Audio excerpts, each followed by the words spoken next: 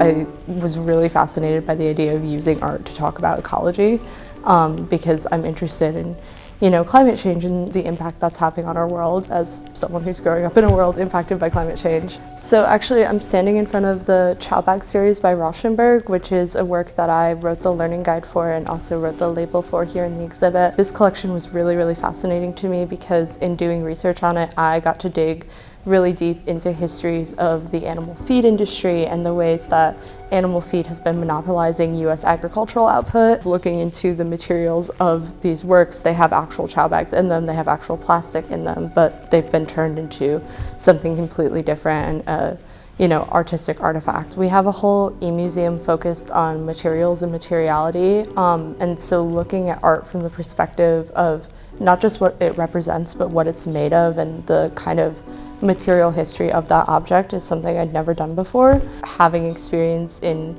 applying material objects to broader histories is something that will be really useful for me in the future. And I'm also interested in working more with museum collections.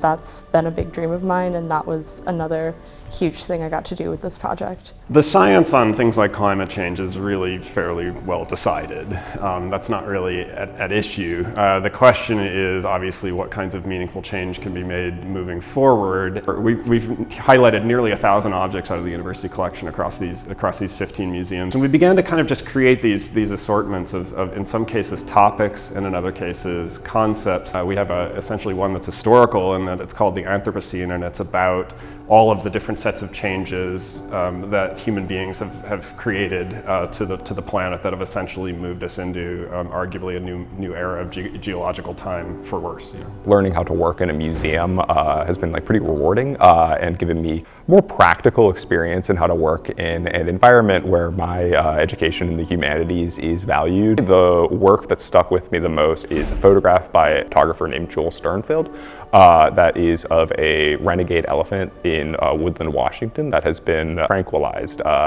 Once you look at the title of the image, you're like, what is an elephant doing in Washington state?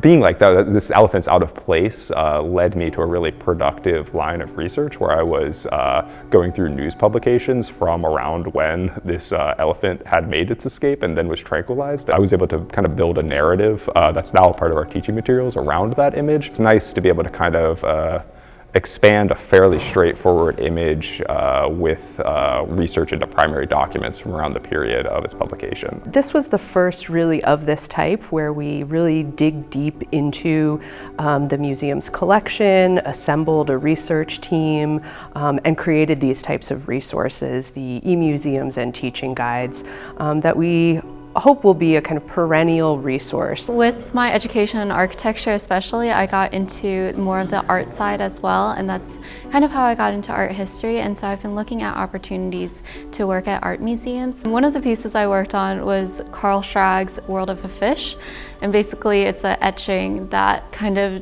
shows a lot of movement qualities about how this fish is living, and for me, when I first looked at it, I didn't really quite understand that there's a lot of lines and abstractness to it, but the more I read into it, the more I saw that there was this movement quality depicted through these different etchings. I think in a lot of artworks we tend to kind of focus on what we know and what we see, but with this one it was interesting because it kind of started to also force you to think about what it would be like to be a fish. This project kind of whetted our appetites, if you will, for these collaborative undertakings where we really use the museum's vast and diverse collection to create materials that will aid in teaching, research, and learning at the university.